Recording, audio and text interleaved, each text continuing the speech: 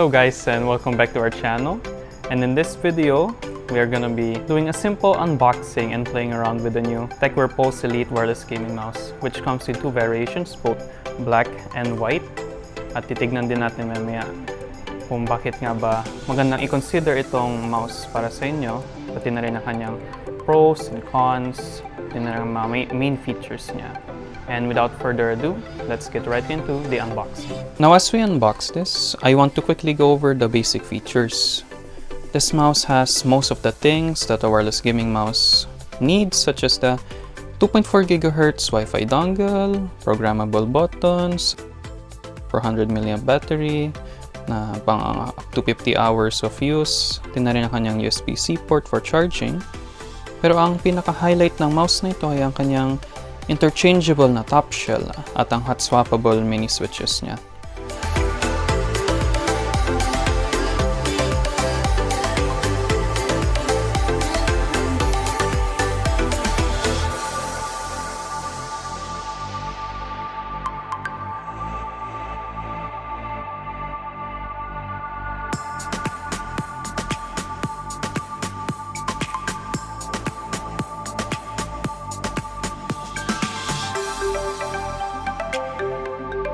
Out of the box, nakalagay ng kanyang solid shell na sa config na ito ay 74 grams ang kanyang weight.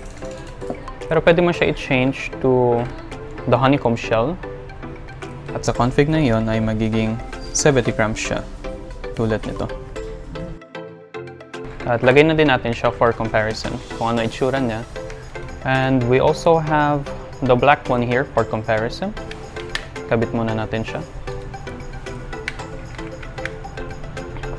Itong kanyang difference sa dalawang to. At next na gusto kong i-point out ay kanyang mini switches na hot swappable. Yan, ang out of the box niya o nakakabit na is ang Huano switches. At pwede mo siya i-change to included na Hail switches na nandito din.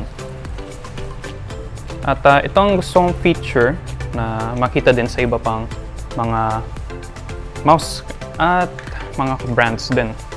Dahil nga, kunyari, nasira ang pagkiklik mo, nagdo-double click na ang mouse mo, or hindi mo lang feel ang kanyang pagkiklik. Pag hot swappable is, madali lang siyang mapalitan. At yun nga, mas makatipid ka pa, mas matagal pa ang buhay ng iyong mouse. Next natin ay ang kanyang included din na mouse skates na very good for Tecware dahil na-include na niya imbes na separate. Pati na rin ang Type-C cable. And tapos na tayo dito. And next na natin ang pagte-testing ng ating mouse.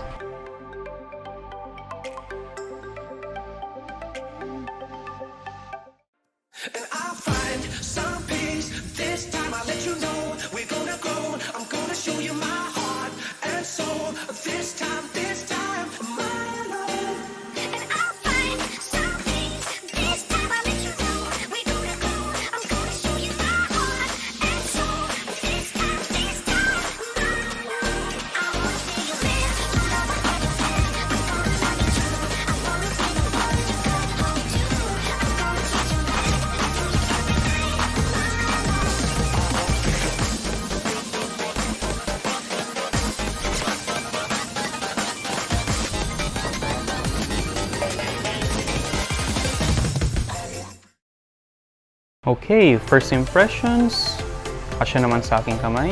Yun nga una-una napansin nga is kanyang basic ambidextrous design na dahil nga left-handed ako ay very good pro yun. Pero mas magugustuhan ko sana kung meron din siyang buttons sa kabilang side. Overall, okay lang naman yun dahil karamihan ng tao is right-handed. Next is sa pang pro, kung hindi ka fan ng honeycomb design niya is pwede mo naman siya i-change or yung sa default niya na solid shell. Kaya yun, very good pro yun para sa akin.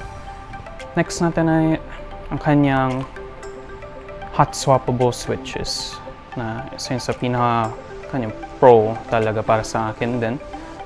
Dahil nga madali lang siyang mapalitan pag nasira. At sana gawin din to ng iba pang brand para din mas makatipid ka sa mouse mo at mas lalong tumagal sa'yo. Overall, may re-recommend ko itong mouse kahit kanina, special sa kanyang price point.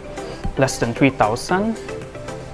Overall, very good value for what you are getting.